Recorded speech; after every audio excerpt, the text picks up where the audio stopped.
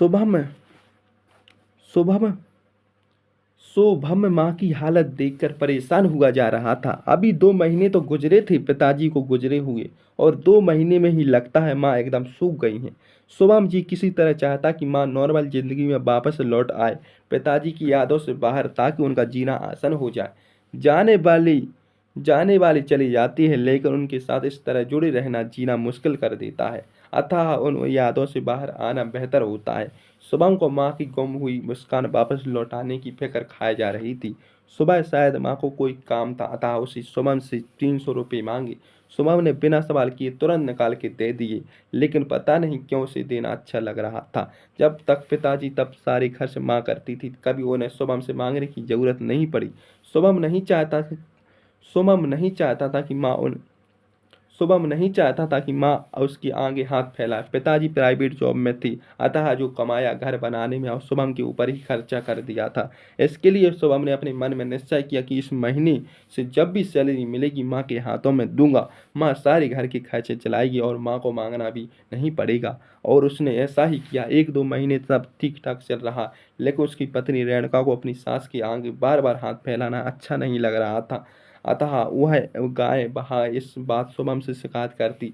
रेणुका शायद शुभम की मनोदशा को समझना ही नहीं चाहती थी, इसलिए शुभम उसे समझा नहीं पा रहा था। आखिर एक दिन बात इतनी बढ़ गई, शुभम रेणुका से इस बात को लेकर खूब झगड़ा हुआ। रेणुका उठकर मायके चली गई। माँ को इस बारे में पता भी नहीं चला आखिर झगड़े की वजह क्या है। 3 महीने हो चुके थे रेणुका को मायके जाए हुए।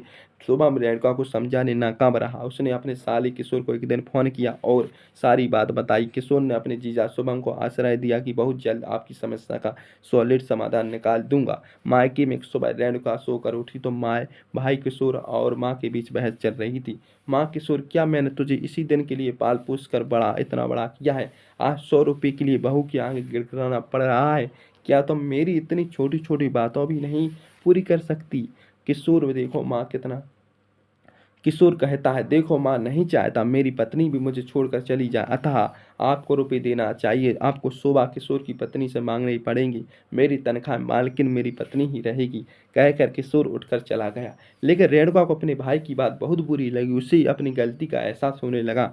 मैंने भी तो यही किया। रेणुका अपनी माँ को आश्वासन देने लगी। उसकी माँ बिफर पड़ी रहने दी। रेणुका, किस मुँह से तुझे समझा रही हो? तूने तो अपनी सास के संग यही किया है। यही चाहती है तेरी भाभी तुझसे यह सिखा देना, वरना पहले किशोर अपनी सारी तनख्वाह मेरे हाथ में ही रखता, पूरे घर का खर्च भी चलाता। तेरी भाभी कभी एतराज नहीं करता था, पर तेरी देखा देखी में घर भी बिगड़ गया। रेणुका सोबासी होकर अपने कमरे में चली गई। रेणुका रुआसी रेणुका रुआसी होकर अपने कमरे में चली गई। रेणुका रुआसी होकर अपने कमरे की तरफ चल गई और कमरे में जाकर सबसे पहले शुभम को फोन मिलाया। शुभम ने फोन उठाकर रेणुका बोली, सुनिए, आप यहाँ पर आ जाइए, मैं घर आना चाहती हूँ। अब मुझे कोई तनख्वाह नहीं चाहिए। इधर दरवाजे पर बाहर किशोर, शोभा, किशोर की माँ तीनों एक दूसरे को मुस्कुरा कर प्रसन्न नजरों से देख रही थी। आखिर किशोर को आइडिया काम कर गया।